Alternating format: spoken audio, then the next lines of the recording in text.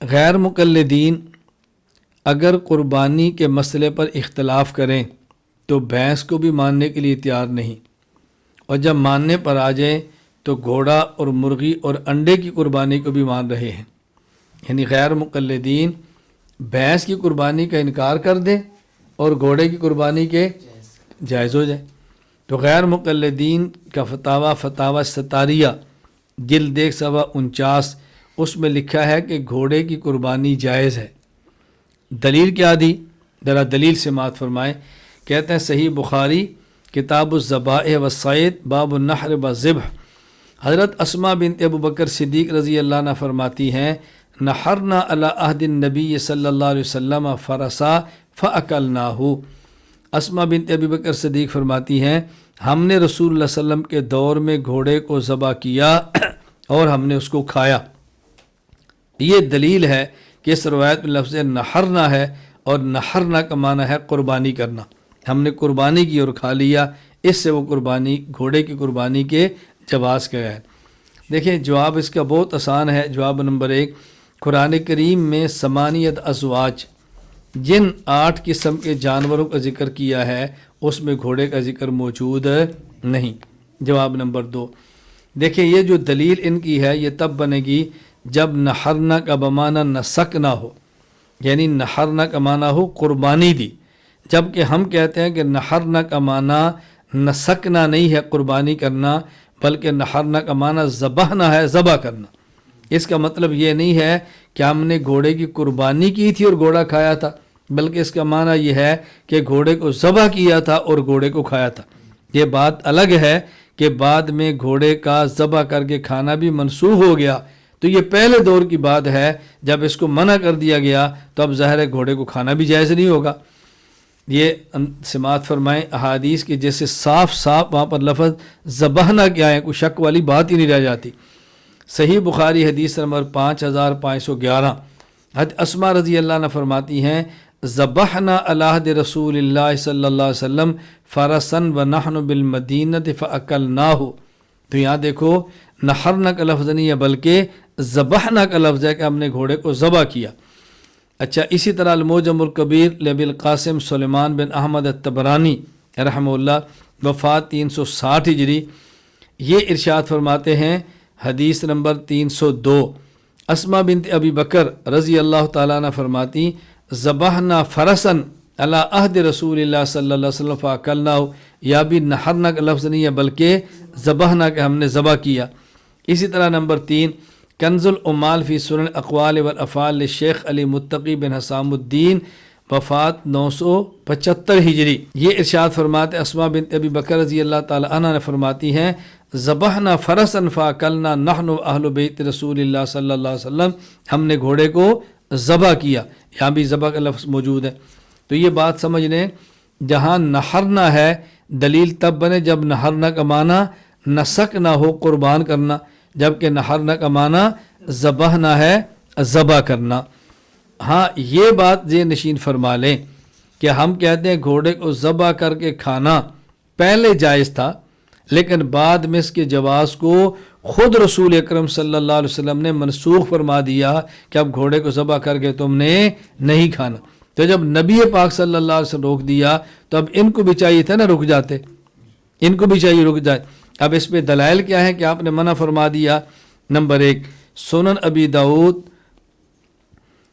کتاب الاطعمہ باب فی اکل لحوم الخیل، حضرت خالد بن ولید رضی اللہ عنہ فرماتے ہیں ان رسول اللہ صلی اللہ علیہ وسلم نہا عن اکل لحوم الخیل والبغال والحمیر زاد حیوہ وکل ذی ناب من السباع۔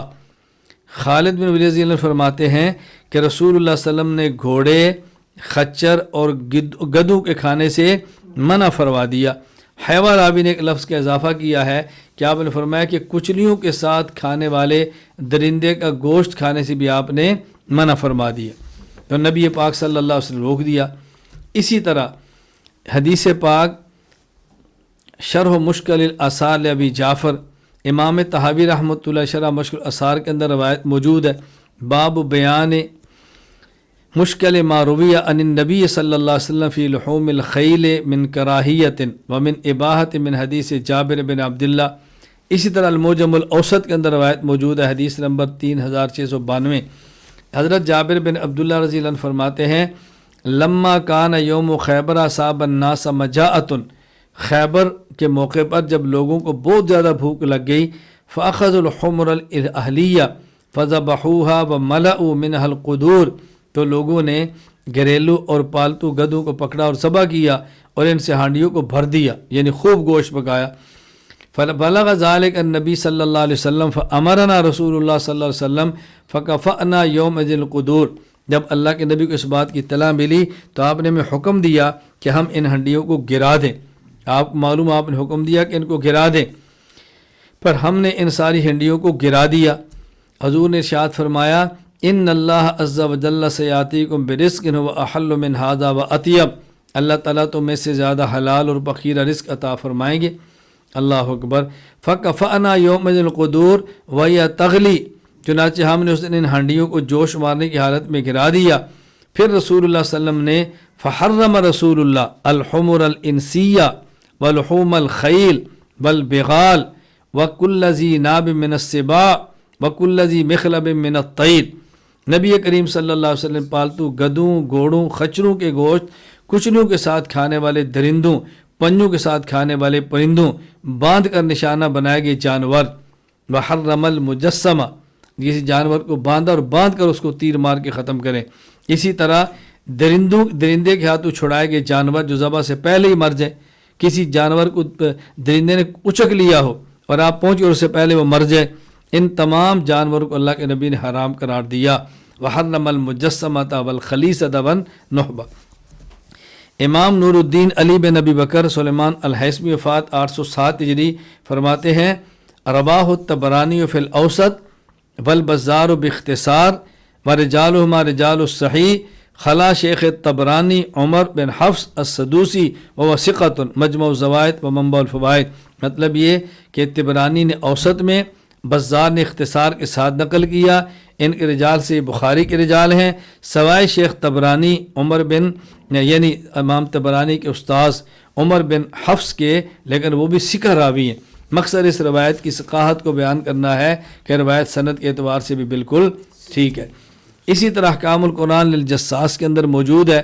حضرت ابن عباس رضی اللہ عنہ فرماتے انہو کرہ لحوم الخیل وتأول ابا الخیل والبغال والحمیر لترکبوها وزینہ. یعنی قرآن کریم کے اندر موجود ہے، جب قرآن کریم نے فرمایا والخیل والبغال والحمیر لترکبوها وزینہ، کہ اللہ تعالیٰ نے یہاں ذکر فرمایا گھوڑے کا اور خچر کا اور گدھے کا. کیوں؟ اس لیے نہیں کہ گوشت کھاؤ، بلکہ اس لیے کہ تم اس پر سواری کرو اور یہ تمہاری لیے زینت کے لیے ثابت ہو. اسی طرح امام اعظم ابو حنیفہ رحمہ اللہ تعالیٰ نے اس آیت سے استدلال فرمایا جو کہ الہدایہ کے اندر موجود ہے. امام صاحب رحمہ اللہ فرماتے والخیل والبغال والحمیر لترکبوها وزینہ خرج مخرج الامتنان. اس آیت میں اللہ تعالیٰ نے اپنے احسانات کا تذکرہ فرمایا کہ میری یہ نعمت دیکھو، میرا یہ احسان دیکھو کہ میں نے تمہیں گھوڑے دیے، تمہیں خچر دیے، تمہیں گدھا دیا. کیوں؟ تاکہ تم اس کے اوپر سوار ہو، یہ تمہارے لیے زینت ثابت ہو. والاکل من اعلیٰ منافعها، اور بہترین منافع سب سے بڑا ان کا گوشت کھانا ہے. اگر ان کے گوشت کھانے کا جائز ہوتا تو اللہ تعالیٰ یہاں پر گوشت کھانے کا ذکر بھی فرماتے نا. والحکیم لا یترک الامتنان باعلی النعم ویمتن بادناها. ایسا کبھی نہیں ہوتا کہ حکمت والا جب اپنے احسانات جتلائے تو ادنا احسان جتلائے اور اعلیٰ کو چھوڑ دے. یعنی گھوڑے پر سوار ہونا یہ بھی نعمت ہے، گدھے پر سوار ہونا یہ بھی نعمت ہے، خچر پر سوار ہونا یہ بھی نعمت ہے، لیکن اس سے بڑی نعمت تو گوشت کو کھانا ہے. اللہ تعالیٰ اپنی نعمتیں گنوا رہے ہیں. اگر گوشت کھانا جائز ہوتا تو اللہ تعالیٰ ان پر سواری کی نعمت کا ذکر بعد میں کرتے اور گوشت کھانے کا ذکر پہلے فرماتے، اور نہیں فرمایا. اس سے معلوم ہوتا ہے کہ ان کے گوشت کو کھانا مکروہ ہے، جائز نہیں. فقہائے کرام نے گھوڑے کے گوشت کے مکروہ ہونے کی بالکل صراحت فرمائی ہے. علامہ علی بن ابی بکر بن عبد الجلیل المرغینانی رحمہ اللہ تعالی، وفات 593 ہجری. الہدایہ کتاب الذبائح فصل فیما یحل اکل و ما لا یحل، فرماتے ہیں ویکرہ لحم الفرس عند ابی حنیفہ رحمہ اللہ وقول مالک، امام ابو حنیفہ امام مالک دونوں کے ہاں گھوڑے کا گوشت کھانا مکروہ ہے۔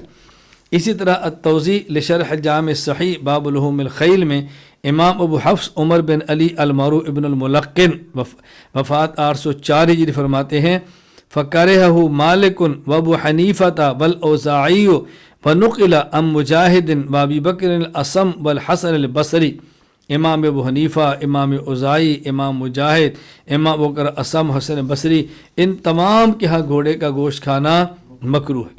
تو جب گھوڑے کا گوشت کھانا ہی جائز نہیں تو گھوڑے کو قربانی کے اندر ذبح کرنا کیسے جائز ہوگا؟ باقی غیر مقلدین کے ہاں مرغ کی قربانی بھی جائز ہے، غیر مقلدین کے ہاں انڈے کی قربانی بھی جائز ہے۔ فتاوی ستاریہ جلد و صفحہ 72 مرغ کی قربانی جائز ہے، فتاوی ستاریہ جلد 4 صفحہ 40 انڈے کی قربانی جائز۔ دلیل کیا پیش کی؟ دلیل سماعت فرمائیں۔ صحیح بخاری کتاب الجمعہ باب فضل تہجیر یوم الجمعہ، یعنی یہ باب قائم فرمایا کہ جلدی جمعے کے لیے جائیں تو کیا فضیلت ہے۔ حضرت ابو ہریرہ رضی اللہ عنہ فرماتے ہیں رسول اللہ صلی اللہ علیہ وسلم نے ارشاد فرمایا اذا کان یوم الجمعہ کان علی کل باب من ابواب المسجد ملائکہ یکتبون الاول فالاول، جب جمعے کا دن ہوتا ہے تو مسجد کے ہر دروازے پر ملائکہ ہوتے ہیں، وہ لکھتے ہیں کون آیا، پہلے کون آیا، اس کے بعد کون آیا، اس کے بعد کون آیا۔ فَإِذَا جَلَسَ الْإِمَامُ طَوَّبُ الْمُصْحَفَ، اور جب امام ممبر پر بیٹھ جائے خطبہ دینے کے لیے پھر وہ اپنے جسر کو لپیٹ دیتے ہیں۔ بجاؤ یستمعون الذکر، پھر وہ بھی خطبہ سنتے ہیں۔ وَمَثَلُ الْمُحَجِّرِ، جو سب سے پہلے آئے اس کی مثال ایسے الذی یہدی البدنہ، اس شخص کی طرح ہے کہ جس نے اونٹ کا صدقہ کیا۔ ثم کالذی یہدی بقرہ، پھر وہ شخص جو دوسرے نمبر پر آئے اس کو اجر ملے گا گویا اس نے گائے کو صدقہ کیا۔ ثم کالذی یہدی الکبش، پھر تیسرے نمبر پر جو آیا اس کو اجر ملے گا گویا اس نے مینڈے کو ذبح کیا۔ ثم کالذی یہدی الدجاجہ، پھر پانچویں نمبر پر جو ہے اس کو اجر ملے گا کہ گویا اس نے مرغی کو ذبح کیا۔ ثم کالذی یہدی البیضہ، پھر جو ہے تو اس کو ایسے اجر ملے گا گویا اس نے انڈے کا صدقہ کیا ہے۔ سب سے پہلے اونٹ کے صدقے کا اجر، دوسرے کو گائے کے صدقے کا اجر، تیسرے کو مینڈے کے صدقے کا اجر، چوتھے کو یہ مرغی کا اجر، اور پانچویں کو انڈے کے صدقہ کرنے کا اجر۔ کہتے ہیں اس میں لفظ یہدی ہے، اہدا کا معنی قربانی کرنا، لہذا اس حدیث میں مرغ اور انڈے کی قربانی کا جواز ثابت ہو رہا ہے۔ دیکھیں سوال یہ ہے، جواب سماعت فرمائیں۔ یا لفظ یہدی، اہدا یہدی اہداءً کا معنی صدقہ اور خیرات کرنا ہے، قربانی کرنا نہیں۔ قربانی کی لفظ آتا ہے اراقۃ الدم، اراقۃ الدم، تو اس میں اس مراد قربانی کرنا نہیں بلکہ اس سے مراد صدقہ کرنا ہے۔ محدث علامہ ظفر احمد عثمانی رحمہ اللہ وفات 1396 ہجری اعلاء السنن میں فرماتے ہیں والحق ان الاہداء مفسر بالتصدق دون اراقۃ الدم بدلیل ذکر البیضہ۔ دیکھو حق یہ ہے کہ یا اہدا کا معنی ہے تصدق، صدقہ کرنا، نہ کہ خون بہانا۔ اس کی دلیل کیا ہے؟ اس حدیث پاک میں سب سے آخر میں ثم یہدی البیضہ، انڈے کا ذکر بھی ہے۔ انڈے کو آپ ذبح کر کے قربانی نہیں کر سکتے، صدقہ ہی کر سکتے ہیں نا، اس لیے انڈے کا آخر میں ذکر کرنے اس بات کی دلیل ہے کہ یہاں قربانی کرنا مراد نہیں بلکہ صدقہ کرنا مراد ہے۔ اچھا، اسی طرح صحیح مسلم کی اگر آپ حدیث پاک پر غور کریں تو بات اور کھل جائے گی۔ حضرت ابو ہریرہ رضی اللہ عنہ فرماتے ہیں کہ رسول اللہ صلی اللہ علیہ وسلم نے ارشاد فرمایا من اغتسل یوم الجمعہ غسل الجنابہ، جس شخص نے جمعہ کے دن غسل جنابت کیا، ثم راح، پھر وہ مسجد کی طرف چلا، فکأنما قرب بدنۃ، دیکھو یہاں اہدا کا لفظ نہیں ہے بلکہ قرب کا ہے۔ اس کا معنی ہے کہ اس شخص نے تقرب حاصل کرنے کے لیے صدقہ دیا۔ فکأنما قربا، اس شخص نے صدقہ حاصل کرنے کے لیے اونٹ کا صدقہ دیا، جو اس کے بعد والے کو اجر ملے گا گویا اس نے گائے کا صدقہ دیا، اس کے بعد والے کو اجر ملے گا گویا اس نے مینڈے کا صدقہ دیا، اس کے بعد والے کو اجر ملے گا گویا اس نے مرغی کا صدقہ کیا، اس کے بعد والے کو اجر ملے گا گویا اس نے انڈے کا صدقہ دیا۔ فَإِذَا خَرَجَ الْإِمَامُ حَضْرَتِ الْمَلَائِكَةُ يَسْتَمِعُونَ الذِّكْرَ، جب امام خطبے کے لیے آ جائے تو پھر ملائکہ بھی آ کر خطبے کو سننا شروع کرتے ہیں، اب وہ لکھنا چھوڑ دیتے ہیں۔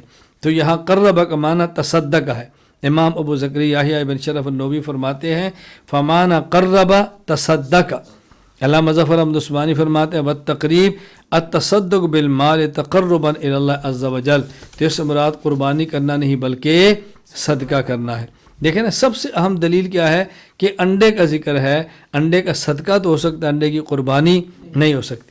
فتاوی عالمگیریہ میں ہے وفی اصول التوحید للامام صفار، اصول توحید امام صفار کی کتاب ہے، اور امام صفار مشہور متکلم محدث فقی ابو القاسم احمد بن عاصمہ البلخی رحمہ اللہ فات 326 ہجری ہے، وہ فرماتے ہیں والتضحیۃ بالدیک، قربانی کرنا مرغ کی، والدجاجہ اور انڈے کی، فی ایام الاضحیہ قربانی کے دنوں میں، ممن لا اضحیۃ علیہ اس شخص کے لیے کہ جس کے پاس قربانی موجود نہیں، تشبیہ للمضحین قربانی کرنے والوں کے ساتھ تشبہ اختیار کرنے کے لیے، فرمائے مکروہ ہے، لأنہ من رسوم المجوس، اس لیے کہ مجوسیوں کا طریقہ ہے، یعنی اس کو مکروہ فرمایا۔ رئیس المناظرین حجت اللہ فی الارض مولانا محمد امین اکاڑوی نور المرقد فرمایا کرتے تھے کہ عید کے دنوں میں آپ کو چاہیے کہ آپ عید سے ایک ماہ پہلے شروع کر دیں، صبح ناشتے کے لیے آملیٹ بنانے کے لیے انڈے منگوائیں، انڈے کھاتے رہیں اور انڈے کے چھلکے جمع کرتے رہیں۔ جب عید کا دن آئے گا تو غیر مقلدین بھی نکلیں گے قربانی کی کھالیں جمع کرنے کے لیے، تو آپ ان کے کیمپ پر یا دفتر پر فون کرنا بھی ہمارے گھر میں 100 کھال پڑی آ کر لے جاؤ۔ جب وہ کھالیں لینے کے لیے آئیں تو چھلکوں کا ٹوکرا ان کے سامنے رکھ دینا، وہ کہیں گے یہ کیا، کہنا بھی فتاوی ستاریہ کے ساتھ حوالہ لے کے لگا دو کہ انڈے کی قربانی کرنا جائز ہے، تو انڈے کی قربانی ہم نے کی ہے، کھالیں تم لے جاؤ، تو پھر دیکھنا ان کا چہرہ دیکھنے والا ہوگا۔ بھئی جب انڈے کی قربانی کرنا جائز ہے تو انڈے کی کھال جمع کرنا بھی جائز ہوگا، تو پھر کھالیں ان کے حوالے کر دیا کرو۔ اللہ تعالی ہم سب کو سمجھ عطا فرمائے اور اللہ تعالی عقل سلیم عطا فرمائے۔